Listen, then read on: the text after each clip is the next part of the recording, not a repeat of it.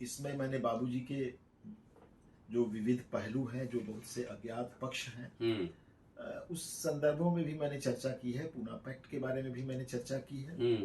मैंने उनके मंत्री के रूप में जो कुशलता थी उसके बारे में भी मैंने चर्चा की है। उनके सामाजिक दर्शन पर चर्चा की है। उनके राजनीतिक चिंतन पर भी मैंने चर्चा की है। धार्मिक चिंतन पर भी चर्चा है। आर्थिक चिंतन पर भी चर्चा की गई है। अल्पसंख्यकों के बारे में उनके क्या विचार थे, धर्म परिवर्तन के बारे में उनके क्या विचार थे। इस तरह से विभिन्न जो समाज के विभिन्न पहलू हैं, उन सारे पहलुओं पर चर्चा की गई है। इस पर भी चर्चा की गई है कि उन्हें प्रधानमंत्री कैसे नहीं बनने दिया गया, और उन्हें प्रधानमंत्री नहीं बनने देने में उस समय की कौन कौन लोग थे, कैसे कैसे दाव चले गए। जगजीवन राम ने अंबेडकर का राजनीतिक विरोध तो करेंगे ही, क्योंकि वो दूसरे दो दलों में लोग थे। अंबेडकर कांग्रेस के विरोधी थे, वो कांग्रेस के प्लेटफॉर्म पर थे। लेकिन कांग्रेस के अंबेडकर की जो साझा नीतियां थी, सामाजिक परिवर्तन की, दलितों के उद्धार की, उसको तो जगजीवन राम ने इम्प्लीमेंट किया, अमली जामा पहनाया। और संविधान में जो प्रावधान थे उसको लोग नजीर पेश करते थे कि कोई भी कार्यकुशलता और दक्षता देखनी हो तो जगजीवन राम, एक बेमिसाल मंत्री के रूप में उनकी एक ख्याति अर्जित थी बाबूजी की दृष्टि में अंबेडकर। तो उन्होंने मद्रास में एक भाषण दिया था अंबेडकर जयंती पे, जगजीवन बाबू। अच्छा। उसमें उन्होंने 2-3 चीजों पर फोकस किया था।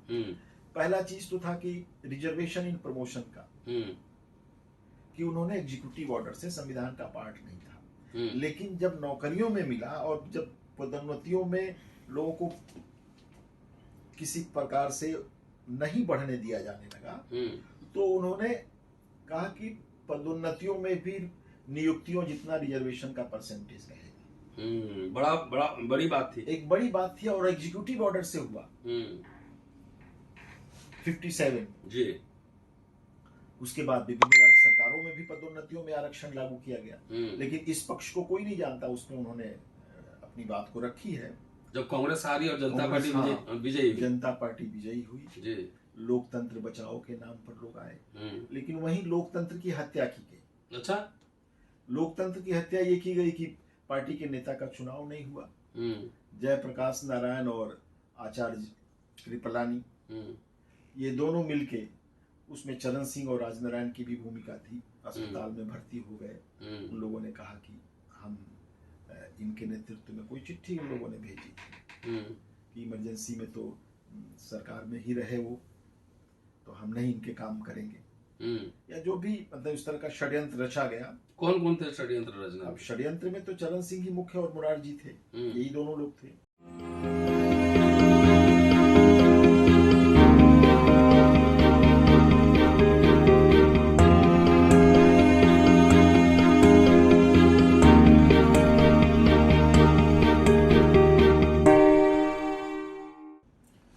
दोस्तों, रतनलाल बोल रहा हूं और आप देख रहे हैं अंबेडकरनामा। आज अंबेडकरनामा की इस खास मुलाकात कार्यक्रम में एक खास मेहमान है। नाम है इंजीनियर राजेंद्र प्रसाद साहब। अंबेडकरनामा पे कई इंटरव्यूज आपने ऑनलाइन देखे होंगे, इनके मैंने कई इंटरव्यूज किए हैं, लेकिन आज अंबेडकरनामा में आए हैं, पटना से चलकर आए हैं, इसलिए मैं सोचा कि इनसे आपको सीधा रूबरू कराऊं। इंजीनियर साहब बीएचयू के स्टूडेंट रहे और छात्र जीवन से ही एक्टिविस्ट रहे हैं। पटना में इंजीनियरिंग की नौकरी में रहे और उसके अलावा सोशल एक्टिविस्ट के साथ साथ लेखक भी हैं। उन्होंने 2 महत्वपूर्ण किताबें लिखी हैं। गाडगे साहब पे उनकी एक किताब है, और एक किताब जो है जगजीवन राम और उनका नेतृत्व, इंजीनियर राजेंद्र प्रसाद, एक कानपुर से ये छपी है, quality books publisher and distributors. कुछ चर्चा हमने पहले की थी, लेकिन इस किताब तकरीबन ये 300-350 पेज की किताब है, 320 पेज की किताब है, और इसमें बाबू जगजीवन राम के कुछ रेयर फोटोग्राफ्स हैं जो आप नहीं देखे होंगे। स्वतंत्र भारत का पहला मंत्रिमंडल, और अपने पुस्तकालय में फिर जवाहरलाल नेहरू के साथ इनका फोटो है, कई बड़े नेताओं के साथ फोटोग्राफ्स हैं इनके। ये पढ़ने लायक किताब है।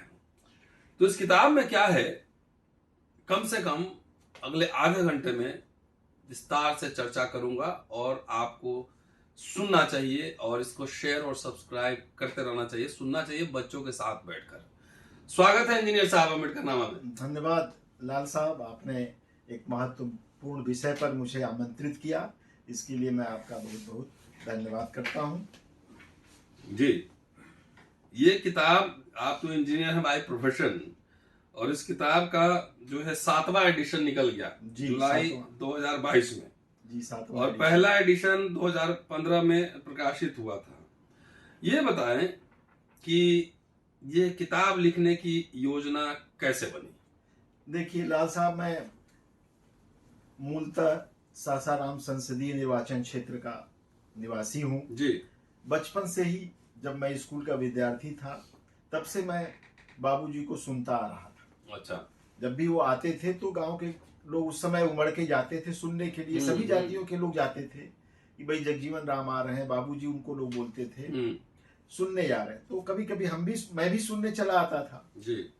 उसके बाद जब मैं विद्यार्थी जीवन को पार करके मैं जब विश्वविद्यालय के विद्यार्थी जीवन में मैं गया तो बाबूजी से इंटरेक्शंस ज्यादा बढ़ गए जी। और जब इंटरेक्शंस बढ़े तो मैंने उस समय उनको एक आमंत्रित किया था, क्योंकि उस समय भी 2 धाराएं थी, अंबेडकर की धारा और बाबूजी की भी धारा। तो अधिकतर लोग जो खास करके नौकरी वाले लोग होते थे जो सबसे ज्यादा इनसे लाभान्वित होते थे, लेकिन सबसे ज्यादा इनको अपशब्दों का इस्तेमाल करते थे। तो ये मुझे बड़ा अखरता था कि भाई आप ऐसा क्यों करते हो। तो ये लोग, इनको था कि अंबेडकर का इन्होंने विरोध किया था, तो मुझे समझ में नहीं आता था कि विरोध कैसे किया था, क्या किया था। तो वो लोग सन पूना पैक्ट की बात करते थे 32 की, कि ये उस समय तो जगजीवन बाबू तो छात्र ही थे। हाँ, तो मैंने, नहीं छात्र तो नहीं थे, छात्र जीवन निकल गए थे विश्वविद्यालय से। तो मैंने कहा भाई पूना पैक्ट तो 32 में हुआ था और जगजीवन राम का जो संसदीय जीवन है 1936 के बिहार विधान परिषद से, 36 के बिहार विधान परिषद से शुरू होता है। उस समय बिहार और उड़ीसा एक साथ था जी। और उसमें परिषद के सदस्य वो बने, बाद में 37 में अलग हुआ उड़ीसा, तो फिर वो बिहार विधान परिषद के भी सदस्य चुने गए। तो उस समय से इनका राजनीतिक जीवन शुरू हुआ और पूना पैक्ट तो हो चुका था। और पूना पैक्ट के बारे में भी जब हुआ तो उन्होंने गांधी जी को उस समय बड़ा विरोध पत्र लिखा था, जो बाबा साहब अम्बेडकर की पुस्तक जो राइटिंग्स एंड स्पीचेज है उसके 17वें वॉल्यूम में भी वो छपा है, वो मैंने निकाला हुआ है, पढ़ा हुआ जी। तो ये तो, और मुझे ये लगता था कि भाई बाबूजी का जो कार्य कुशलता थी उससे सवर्ण भी खुश रहते थे और दलित आमजन खुश रहते थे, लेकिन अफसर लोग नहीं खुश रहते थे। तो मुझे लगा कि कहीं कोई पूर्वाग्रह तो नहीं है। तो मैंने उनको आमंत्रित किया विश्वविद्यालय में, उस समय मैं छात्र संघ का अध्यक्ष भी था। तो मैंने उन्हें आमंत्रित किया छात्रों को संबोधित करने के लिए, वो आए। तो उस समय मेरे दिमाग में एक धारणा बनी कि डॉक्टर अंबेडकर एक राजपुरुष है और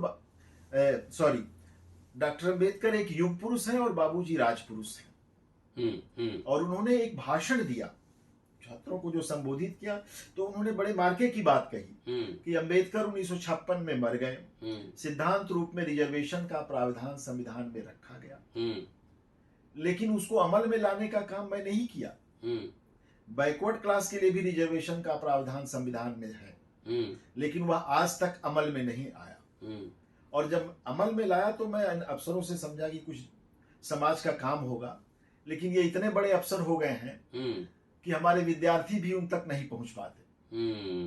तो ये एक बड़ी महत्वपूर्ण बात हमारे अधिकारियों पर उन्होंने टिप्पणी की थी और विद्यार्थियों पर भी उन्होंने एक बड़ी टिप्पणी की थी। जो लोग जात छुपाते थे उस जमाने में बहुत से लोग, और जात ही नहीं छुपाते थे, यदि वो गरीब घर का है तो बाप को नौकर भी बना देते थे। तो ये जो प्रवृत्ति थी उस पर उन्होंने कटु टिप्पणी की थी विश्वविद्यालय। तो ये आम लोगों को और छात्रों को उस समय ये बड़ी अपील की थी। दूसरी चीज जो महत्वपूर्ण बात है कि जगजीवन राम ने अंबेडकर का राजनीतिक विरोध तो करेंगे ही, क्योंकि वो दूसरे दो दो दलों में लोग थे। अंबेडकर कांग्रेस के विरोधी थे, वो कांग्रेस के प्लेटफॉर्म पर थे।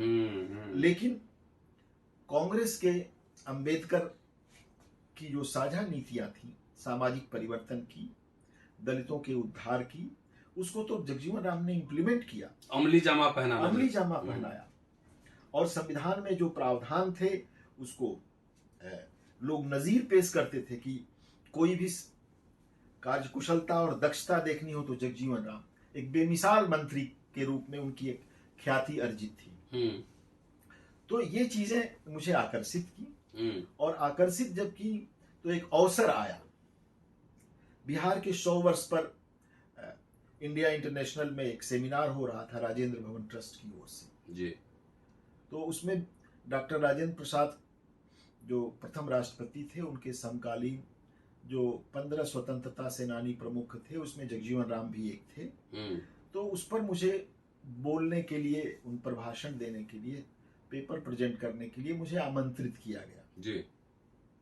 मुझे समय नहीं था, लेकिन गांधी संग्रहालय के मंत्री रजीव अहमद उसके सदस्य भी थे जी। उन्होंने मुझे बहुत कहा कि नहीं राजेंद्र जी, आप तो उस क्षेत्र के आदमी, उनके निर्वाचन क्षेत्र के रहे, विद्यार्थी जीवन में भी आपका उनसे संपर्क रहा जी, तो आप बेहतर ढंग से उनके बारे में प्रस्तुति दे सकते हैं।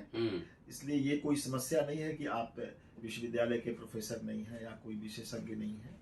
विशेषज्ञता तो ऐसे ही आती है, पढ़ने लिखने से आती है, और आप पहले से भी उनके विशेषज्ञ रहे हैं। तो फिर वो मुझे मजबूरन इन पर पेपर लिखना पड़ा। अच्छा। और जब पेपर आ गया तो राजेंद्र भवन ट्रस्ट की तरफ से वो छपने के लिए भी गया, लेकिन किन्हीं वजहों से वो छप नहीं पाया जी। जब वो छप नहीं पाया तो रजी साहब ने कहा कि भाई इसको पुस्तक का रूप दे दीजिए। तो पुस्तक का रूप देते देते ये पुस्तक इतनी पॉपुलर हुई कि इसके 7वें संस्करण आए। जी जी। तो ये इसकी पृष्ठभूमि रही, और इसमें मैंने बाबूजी के जो विविध पहलू हैं, जो बहुत से अज्ञात पक्ष हैं, उस संदर्भों में भी मैंने चर्चा की है। पूना पैक्ट के बारे में भी मैंने चर्चा की है। मैंने उनके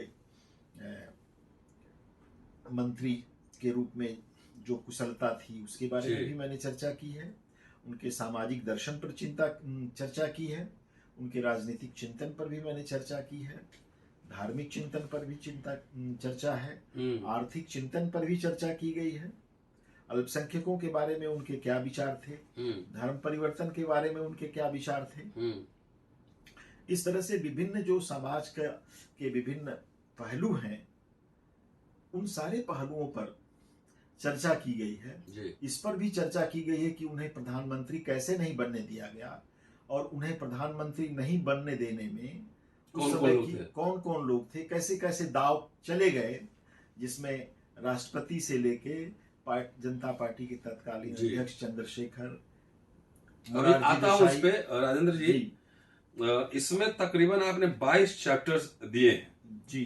अंतिम यात्रा के बाद जो उनकी विरासत है, उनसे साक्षात्कार है जी, और जगजीवन राम की दृष्टि में डॉक्टर अंबेडकर, धर्मांतरण के सवाल हैं, और 2-3 पॉइंट ही लूंगा क्योंकि हमारे जो साथी सुन रहे होंगे, इस किताब का डिटेल्स और राजेंद्र जी का मोबाइल नंबर मैं डिस्क्रिप्शन में डाल दूंगा। जो साथी भी किताब मंगवाना चाहें, बहुत महंगी नहीं है, 450 रुपए की किताब है जी है? तो जो साथी अगर मंगवाना चाहें तो उनको मंगवाएं, पढ़ें। इसलिए कुछ हाइलाइट्स इस किताब के हैं, इस चर्चा में शामिल होंगे।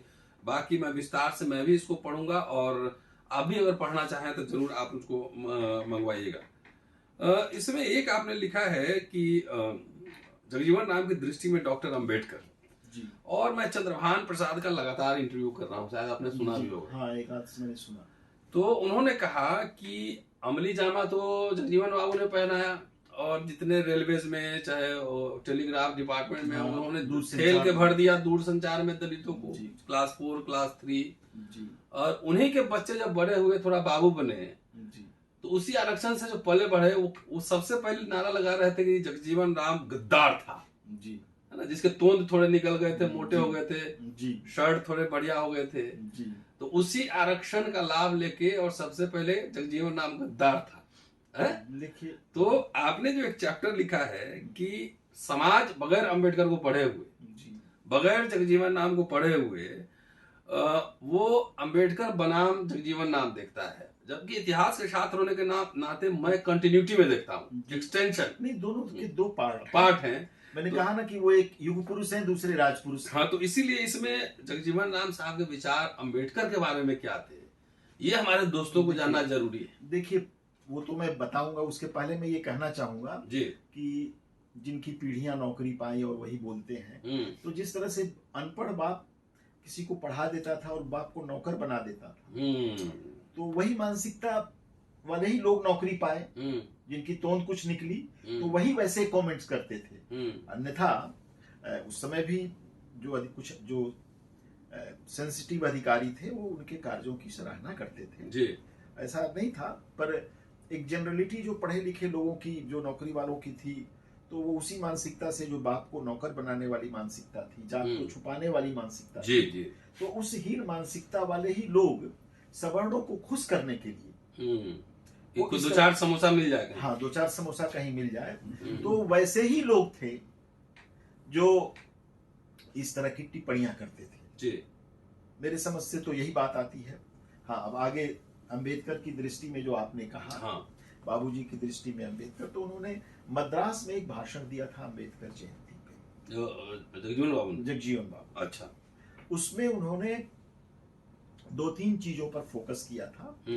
पहला चीज तो था कि रिजर्वेशन इन प्रमोशन का, कि उन्होंने एग्जीक्यूटिव ऑर्डर से, संविधान का पार्ट नहीं था, लेकिन जब नौकरियों में मिला और जब पदोन्नतियों में लोगों को किसी प्रकार से नहीं बढ़ने दिया जाने लगा, तो उन्होंने कहा कि पदोन्नतियों में भी नियुक्तियों जितना रिजर्वेशन का परसेंटेज रहेगा। बड़ी बात थी, एक बड़ी बात थी, और एग्जीक्यूटिव ऑर्डर से हुआ 57 जी। उसके बाद विभिन्न राज्य सरकारों में भी पदोन्नतियों में आरक्षण लागू किया गया, लेकिन इस पक्ष को कोई नहीं जानता, उसमें उन्होंने अपनी बात को रखी है। और जब सर्कुलर्स हम लोग देखते हैं तो ये भी पता होता है, बिहार में 71 में लागू हुआ आरक्षण पदोन्नतियों में, तो ये जगजीवन राम का एक बड़ा पार्ट था। अंबेडकर साहब के बारे में क्या बोला था? अंबेडकर साहब के बारे में उन्होंने यही कहा था कि अंबेडकर एक सामाजिक क्रांति के प्रतीक है। अंबेडकर एक नाम नहीं है, अंबेडकर सामाजिक क्रांति के प्रतीक है। और जो लोग भी अंबेडकर को पूजने आते हैं, तो केवल फूल माला चढ़ाने से तो कुछ नहीं होता है। अंबेडकर के जो मिशन है, जो अंबेडकर के जो थॉट्स हैं, उसको जब तक पूरा नहीं करते हैं तो हमारी श्रद्धा निरर्थक है। और उन्होंने कुछ एट्रोसिटीज मद्रास का जिक्र किया था, और उसमें किसी ने मदद नहीं किया था पढ़े लिखे ऐसे नौकरी वालों ने। उन्होंने स्वयं पीड़ित पक्ष के लिए वकील अपने खर्चे पे किया, तो उसका भी उन्होंने जिक्र किया। दूसरा, अंबेडकर मराठवाड़ा यूनिवर्सिटी के बारे में आंदोलन चला था ना, नामांतर आंदोलन। हाँ, नामांतरण आंदोलन अंबेडकर, तो उस पे उन्होंने प्रकाश डाला था कि भाई इंदिरा गांधी खुद नहीं चाहती कि वो हो, नहीं तो कांग्रेस की बहुमत वाली सरकार जो है, वो विधानसभा जिसकी हुकूमत है, जिसकी सरकार है, और वो बिल को नामंजूर कर रही है, तो इसका मतलब कि इंदिरा गांधी नहीं चाहती है व्यक्तिगत रूप से। मतलब इंदिरा गांधी को और कांग्रेस को लेकर क्रिटिकल होते थे, ऐसा नहीं था। उन्होंने उस पर, वो पढ़ने लायक भाषण है, और उस भाषण को मैंने उस किताब में रखा है। अच्छा, वो एज इट इज, और उसी में मैंने हेडिंग्स दिया है, अंबेडकर, जगजीवन राम की दृष्टि में अंबेडकर, तो वो पढ़ने लायक। जी, मैं पढ़ूंगा, मैंने देख लिया। तो सर एक बात बताइए जी, चूंकि आरक्षण में बात हो गई जी, तो डॉक्टर अंबेडकर भी इशारा कर रहे थे कि ये कुछ परमानेंट वाली चीज नहीं है जी, लेकिन जो तोन वाले लोग जो हर समय गाली देते हैं बिना पढ़े लिखे समझे हुए जी, वो भी जो है, उनके बच्चे भी, कई पीढ़ी जो है ना खाली सरकारी बाबू बनने की तैयारी कर रहे हैं जी। तो अगली पीढ़ी अब तो सरकारी नौकरी रहेगी नहीं, कुछ पुलिस, कुछ सेना, इनकम टैक्स, कुछ रहेंगे, बाकी सब तो देख रहे हैं जो हाल है, सब प्राइवेट एजेंसीज को जा रहा है जी। तो ये बाबू लोग के बच्चे क्या करेंगे आगे? एक नौकरी के लिए 1 लाख आदमी बैठा रहता है दिल्ली का मुखर्जी नगर और राजेंद्र प्लेस में, तो 10 आईपीएस की नौकरी है, 10 आईएएस की नौकरी है, और पूरा बाबुओं का जनरेशन उसी काम में लगा हुआ है, तो कैसे सरवाइव करेगा? अब उनके बच्चे जो स्थिति बन रही है, वो बच्चे फिर पुनः मुस्को भवा वाली कहावत होती है ना, तो उसकी तरफ ही जा रहे हैं। चंद्रभान जी तो कह रहे थे कि सिक्योरिटी गार्ड की भी नौकरी नहीं मिलेगी 20 साल बाद। अब मिले ना मिले वो तो अलग की बात है, लेकिन स्थिति तो दयनीय होती ही जा रही है। इसमें मैं चंद्रभान जी से सहमत हूँ कि स्थिति दयनीय होती जा रही है जी। और उसमें कोई शक नहीं है कि जब हम अपनी लड़ाई नहीं लड़ेंगे तो बाबूजी तो बहुत सी बातें जो अंबेडकर बोलते थे वो भी वही बोलते थे। दोनों के भाषा में अंतर नहीं था, दोनों दो दल में थे उस जमाने में, वो अलग बात है। लेकिन चूंकि अंबेडकर बड़े थे उम्र में, 18 साल का दोनों के बीच पत्र व्यवहार भी हुआ था, पत्र व्यवहार भी हुआ था, होता रहता था। और ये कोई भी बात है, देखिए यह भी स्पष्ट है कि यदि पूना पैक्ट नहीं हुआ होता तो जगजीवन राम अंबेडकर की पार्टी में होते, कांग्रेस में नहीं होते। एकदम ये बात तो मुझे भी लग रहा था कि वो लेटर जो मैंने पढ़ा, दूसरी 37-38 का जो लेटर है जी, डिप्रेस का लीग। हाँ, दूसरी बात कि जब संयुक्त निर्वाचन से प्रतिनिधियों का चुनाव होगा तो निश्चित ही सवर्णों की इच्छा पर चुने जाएंगे, चाहे आप कितने भी ताकतवर हो। जब आप प्रतिनिधि नहीं बन पाएंगे तो आप अंतिम में देखिए ना, अंबेडकर के ही अधिकतर लेफ्टिनेंट जो थे वो छोड़ के चले गए। तो जगजीवन राम से लोग क्यों उम्मीद करते हैं कि कांग्रेस को छोड़ के उनके साथ आते? जब अंबेडकर के लेफ्टिनेंट कांग्रेस में जाने लगे बड़े बड़े, डॉक्टर अंबेडकर ने खुद कांग्रेस कैबिनेट ज्वाइन किया था। हाँ। और क्यों किया था इसको लेकर 1948 में बड़ा भाषण है उनका, एक बड़ा बयान है, इस भाषण का जिक्र इस पुस्तक में है। अच्छा, मैंने किया है, वो हर पहलू पे मैंने प्रकाश डाला है। उस भाषण का भी जिक्र है कि वो क्यों गए थे कांग्रेस में। तो आप जगजीवन राम को क्यों बोलते हैं कि कांग्रेस में मंत्री बने, जबकि वो खुद कांग्रेस के ओरिजिनल थे? जब दूसरे दल के लोग कांग्रेस में आए, अंबेडकर जैसे लोग, श्यामा प्रसाद मुखर्जी भी थे, श्यामा प्रसाद मुखर्जी भी आए थे, सब लोग आए थे। राष्ट्रीय सरकार थी उस समय की, बनी थी, गांधी जी के इशारे पर गए थे। नहीं तो श्यामा प्रसाद मुखर्जी तो कांग्रेस के उतने मुखर विरोधी भी नहीं थे जितने अंबेडकर विरोधी थे। लेकिन फिर भी गांधी जी ने उनको एक बड़ा दायित्व दिया और गांधी अंबेडकर के बीच बराबर संवाद होता रहा, लड़ाई भी होती रही, सम्मान भी करते थे और एक दूसरे को समझने की क्रिया भी चलती रही। यदि ऐसा नहीं रहता तो अंबेडकर स्वतंत्र भारत के संविधान सभा में ही नहीं पहुंच पाते, क्योंकि पटेल ने तो ऐसी व्यवस्था कर दी थी कि वो पाकिस्तान की संविधान सभा में ही रहते। उन्होंने कहा भी था कि हमने तो उनके लिए खिड़की और दरवाजे भी बंद कर दिए और जानबूझकर जिस क्षेत्र से जोगेंद्र नाथ मंडल और अंबेडकर जीत के आए थे उस क्षेत्र को पाकिस्तान को समर्पित कर दिया, जबकि वहां हिंदू बहुसंख्यक आबादी थी, वो भारत में रहना चाहिए था। लेकिन बाद में गांधी जी का जो दिमाग जो बदला, उसमें उन्होंने देश का नेतृत्व नेहरू को और संविधान बनाने की जिम्मेदारी अंबेडकर को सौंपी। यह भी सत्य है, दोनों के विरोध होने के बावजूद भी तो ये देश को एक सकारात्मक सोच और सकारात्मक कार्य के लिए ऐसा किया गया। गांधी के मरने के बाद अंबेडकर की क्या स्थिति हुई, छोड़ना पड़ा सरकार को और चुनाव भी हारना पड़ा, ये तो इतिहास की बातें हैं। तो हमारे अंबेडकरवादी साथियों के लिए भी ये संदेश है कि अपने कार्यों पर, अपने विचारों पर सोचें। मतलब इसको एक लाइन में समझे तो अंबेडकर जितना खुद ही अंबेडकरवादी नहीं थे, उससे ज्यादा बाद के जनरेशन के लोग जो अंबेडकर को बगैर पढ़े हुए अंबेडकरवादी बन गए। पढ़े नहीं पढ़ते हैं। अंबेडकर साहब कह रहे हैं कि भाई खाली लड़ाई के लिए लड़ाई नहीं करना है, राजनीति में समझौते भी होते हैं और अपने अनुसूचित जाति के लिए हमको हितों का संरक्षण करना है।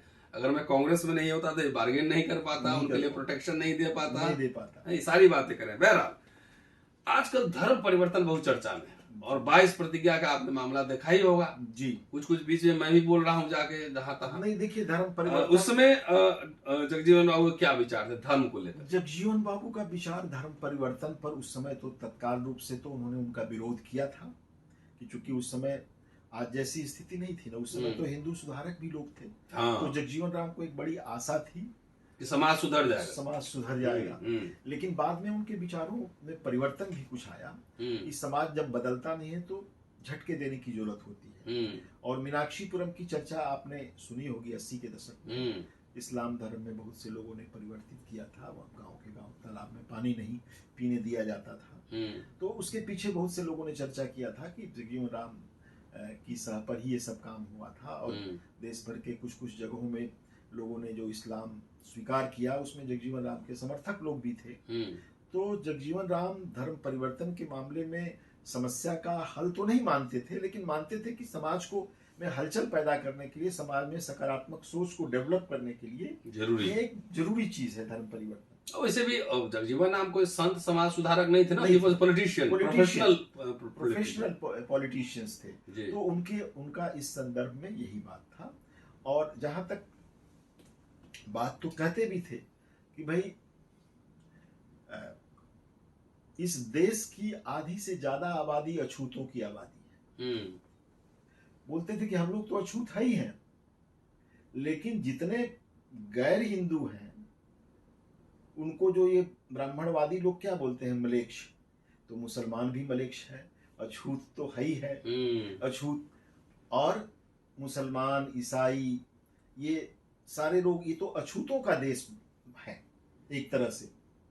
तो जब सारे अछूत मिल जाएं तो एक बड़ा परिवर्तन हो सकता है। वो इस बात को बराबर बोला करते थे। अभी हमने एक मीरा कुमार का इंटरव्यू सुना एनडीटीवी पे जी, और जो कि अब राजस्थान में घटना घटी थी, जो पानी पीने से मार दिया था बच्चे को, और घटनाएं घट रही थी। तो मीरा कुमार ने ये कहा, जबकि वो डेप्यूटी प्राइम मिनिस्टर की बेटी रही, उनके फादर डेप्यूटी प्राइम मिनिस्टर थे, खुद आईएफएस ऑफिसर रही, और उन्होंने कहा कि उन्हें भी जातिगत भेदभाव का सामना करना पड़ा। सुना आपने इंटरव्यू? मैंने पूरा तो नहीं, मैंने सुना था कि इंग्लैंड में रहते वक्त और तमाम ये बातें वो कह रहे थे कैसे जातिगत भेदभाव तो होता ही है, कहीं खुलेआम होता है, कहीं छुप के होता है, और दिमाग में रहता है। ये तो इसमें एक दो सवाल और आपसे लेता हूँ जी। उनके प्रधानमंत्री बनने को लेकर क्या राजनीति थी, क्या पॉलिटिक्स थी? हमारे भावी पीढ़ी को, जनरेशन को ये बात समझनी चाहिए, क्या थी, क्या हुआ? देखिए, जब बाबूजी 77 में फरवरी में उन्होंने जब चुनाव की घोषणा हुई और उन्होंने त्याग पत्र दिया कांग्रेस से, तो अधिकतर लोगों ने कहा, उस समय तो बड़ी भयानक स्थिति थी, सारे बड़े नेता जेल में बंद थे, लोगों में था कि इंदिरा जी चुनाव करा के तुरंत मनमाफिक काम करा लेंगी। सारे नेता बिखरे हुए भी थे, जयप्रकाश नारायण सबको इकट्ठा करने में भी लगे थे, लेकिन वो खुद भी थे, बहुत से लोग जेल में ही थे। लेकिन उसी बीच बाबूजी ने कांग्रेस और इंदिरा गांधी की मंत्रिमंडल से त्याग पत्र दिया, और इन लोगों में कुछ सहमति बनी कि जब विजय होंगे तो जगजीवन राम प्रधानमंत्री बनेंगे। उन्होंने जगजीवन कांग्रेस क्या बनाया था? पार्टी सीएफडी बनाया था, प्रजातंत्र कांग्रेस, कांग्रेस फॉर डेमोक्रेसी। और जयप्रकाश नारायण लोग से बातचीत हुई थी। हाँ, बातचीत हुई थी, और भाषणों के क्रम में भी लोग बोलते थे कि भाई जे बम से कांग्रेस का जगजीवन बम जाएगा। हाँ, जे बम मतलब जगजीवन राम का बम, जे बम नाम दिया गया था। और अधिकतर, और बाबूजी जो उस समय बोलते थे 1.5 व्यक्ति का शासन, इमरजेंसी को कि इंदिरा गांधी, और संजय गांधी को बोलते थे हाफ, तो 1.5 व्यक्ति के शासन से लोग उबे हुए हैं। और इनकी भाषण जो उस समय हम लोग सुनते थे, लाखों की भीड़ आती थी, उमड़ पड़ते थे लोग सुनने के लिए।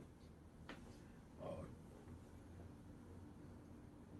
जब विजयी हुए, जब कांग्रेस हारी और जनता पार्टी विजयी हुई, लोकतंत्र बचाओ के नाम पर लोग आए, लेकिन वहीं लोकतंत्र की हत्या की गई। अच्छा, लोकतंत्र की हत्या ये की गई कि पार्टी के नेता का चुनाव नहीं हुआ। जयप्रकाश नारायण और आचार्य कृपलानी, ये दोनों मिलके, उसमें चरण सिंह और राजनारायण की भी भूमिका थी, अस्पताल में भर्ती हो गए। उन लोगों ने कहा कि हम इनके नेतृत्व में, कोई चिट्ठी उन लोगों ने भेजी थी कि इमरजेंसी में तो सरकार में ही रहे वो, तो हम नहीं इनके काम करेंगे, या जो भी मतलब इस तरह का षड्यंत्र रचा गया। कौन थे षड्यंत्र रचना? अब षड्यंत्र में तो चरण सिंह ही मुख्य और मुरारजी थे, यही दोनों लोग थे। तो अब उसके बाद यदि चुनाव होता, कुलदीप नैयर ने एक किताब लिखी है, विकल्पहीन नहीं है दुनिया, उसमें उन्होंने स्पष्ट लिखा है कि यदि चुनाव होता तो जगजीवन राम प्रधानमंत्री नेता पद के लिए चुन लिए गए होते, क्योंकि अधिकतर लोग इनको चाहते थे। लेकिन मनोनयन हुआ मोरारजी देसाई का, नॉमिनेट कर दिए गए। नॉमिनेट कर दिए गए, प्रधानमंत्री बने, इन्होंने विरोध में नहीं लिया। बाकी काफी मान मनोबल के बाद फिर सरकार में शामिल हुए। कुछ दिनों के बाद दूसरा अवसर आया कब? 79 में।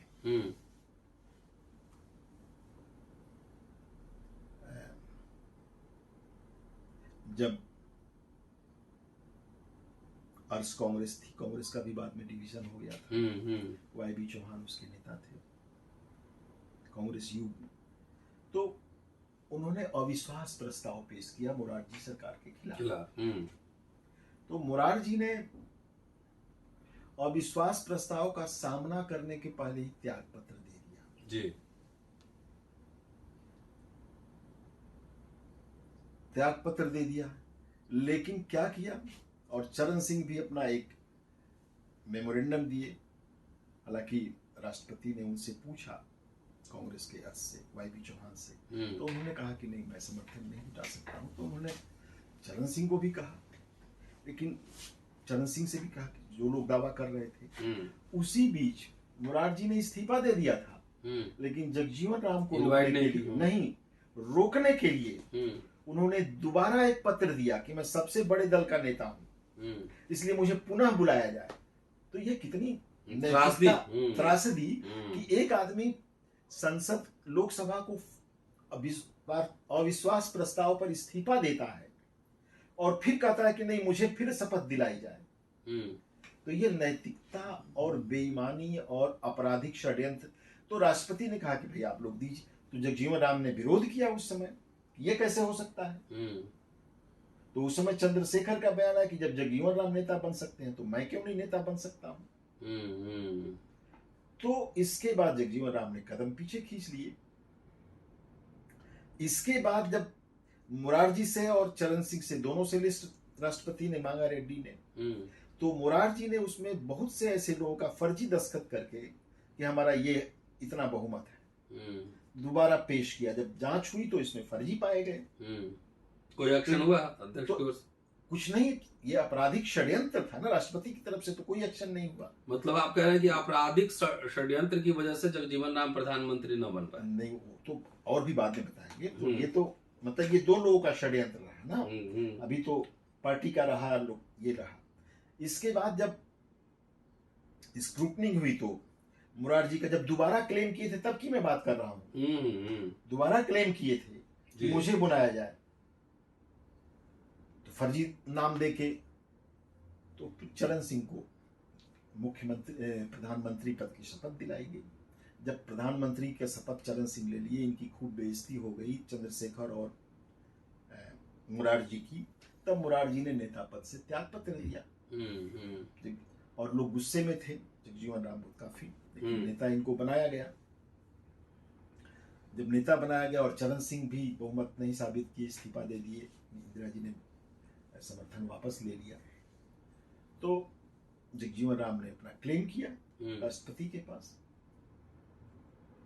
तो राष्ट्रपति ने बुलाया, चर्चा भी किया, और ये लोग उम्मीद थे कि भाई शपथ दिलाएंगे, लेकिन राष्ट्रपति ने लोकसभा को भंग कर दिया। तब 80 में चुनाव, तो 80 में चुनाव हुआ। और जब भंग हो गया तो चंद्रशेखर ने एक बयान दिया कि हम लोग राष्ट्रपति के खिलाफ महाभियोग ले आएंगे। राष्ट्रपति ने एक हरिजन नेता को प्रधानमंत्री बनाने से वंचित कर दिया, हरिजन विरोधी है। तो ये इस बयान पर जब कुछ पत्रकारों ने भी चुटकी लिया, और बाबूजी से लोगों ने जब प्रतिक्रिया पूछी कि चंद्रशेखर आपको बोले कि एक हरिजन नेता को प्रधानमंत्री, तो बाबूजी भी बड़े ही हास्य विनोद के मूड में ही उन्होंने कहा कि तो क्या चंद्रशेखर ठाकुर नेता है? जब मैं हरिजन नेता हूँ तो चंद्रशेखर क्या ठाकुर नेता है? तो कुछ लोगों ने चुटकी लिया कि हो सकता है ठाकुर नेता हो। तो एक ने कहा कि नहीं, वो तो बड़े राष्ट्रीय नेता हैं। तो ये जो चक्र चला, तो बेसिकली, और एक पत्रकार ने चंद्रशेखर को बयान को कहा कि कॉमेडी कर रहा है चंद्रशेखर। कॉमेडी इसलिए कहा कि भाई 2/3 बहुमत आएगा तब ना आप महाभियोग राष्ट्रपति पे ले आएंगे। आपका तो बहुमत क्या, आपके कितने लोग जीतेंगे उसी का ठिकाना नहीं है। तो ये इस तरह से जगजीवन राम को प्रधानमंत्री नहीं बनने देने में इन तिकड़ी लोगों ने, हाँ इसके बाद 80 में भी इंदिरा जी ने इनको प्रयास किया कि कांग्रेस में चले आऊं। जब लोकसभा भंग हो गई तो इसके बाद ये दोनों तिकड़ी दोनों जो है चंद्रशेखर और मुरारजी भयभीत हो गए कि भाई तो कांग्रेस में चले जाएंगे तो बड़ा नहीं, ऐसा ना हो। हालांकि जगजीवन राम अनिच्छुक थे, वार्ता तो चल रही थी, इनके लड़के से ही ज्यादा सुरेश कुमार से चल रही थी, लेकिन अनिच्छुक थे। लेकिन ये लोग सुबह शाम बाबूजी के घर में पहुंचने लगे हालचाल के बहाने कि कहीं चले ना जाए मनाने के लिए। तो ये इस तरह से ये लोग ये षड्यंत्र करके चलिए तो जगजीवन राम को प्रधानमंत्री नहीं बनने दिया। ये किताब 320 पेज की है। डिस्ट्रीब्यूटर का नंबर डिटेल्स डिस्क्रिप्शन में दूंगा, राजेंद्र प्रसाद जी का नंबर भी डाल दूंगा। पूरा वीडियो सुनिए और शेयर कीजिए। एक एपिसोड में पूरी किताब पे चर्चा नहीं हो सकती है, लेकिन मेरे पास किताब आ गया है। समय समय पर एक एक चैप्टर पढ़ के आपको इसमें से सुनाऊंगा, बताऊंगा भी। और चलते चलते राजेंद्र बाबू से एक सवाल संक्षेप में जानना चाहेंगे। ये किताब आपने मीरा कुमार जी को दिया है? हाँ, मीरा कुमार जी के यहाँ गई है किताबें। हाँ, वो उनके पास गई है, पढ़ी भी होंगी। हाँ, मैं समझता हूँ। लेकिन उसमें एक चैप्टर है जगजीवन राम की विरासत, हाँ, जो उसमें जगजीवन राम की संस्थाओं का जिक्र है और उन संस्थाओं की दयनीय स्थिति के बारे में भी उसमें चर्चा की गई। अच्छा, तो नाराज हो गई होंगी? अब नाराज हुई कि क्या हुई, मुझे तो कोई ऐसी सूचनाएं नहीं मिली। लेकिन वो किताब उनके यहाँ उन्होंने पढ़ी है, उनकी लाइब्रेरी में भी किसी ने बताया कि है, तो डेफिनेटली पढ़ी होंगी और डेफिनेटली उससे लाभान्वित होंगी और उनकी संस्थाओं के जीर्णोद्धार के लिए कुछ काम करेंगी। चलिए, शुक्रिया दोस्तों। तो पूरा वीडियो ये थे। इंजीनियर राजेंद्र प्रसाद साहब, किताब फिर दिखा दे रहा हूँ और ये डिटेल्स डिस्क्रिप्शन में डाल दूंगा। जो साथी पढ़ना चाहें, थोड़ा ऐतिहासिक दृष्टि से समझना चाहें व्हाट्सएप यूनिवर्सिटी के बाहर, वो किताब जरूर पढ़ें। पूरा वीडियो देखिए, शेयर और सब्सक्राइब करते रहिए। शुक्रिया सर, थैंक यू।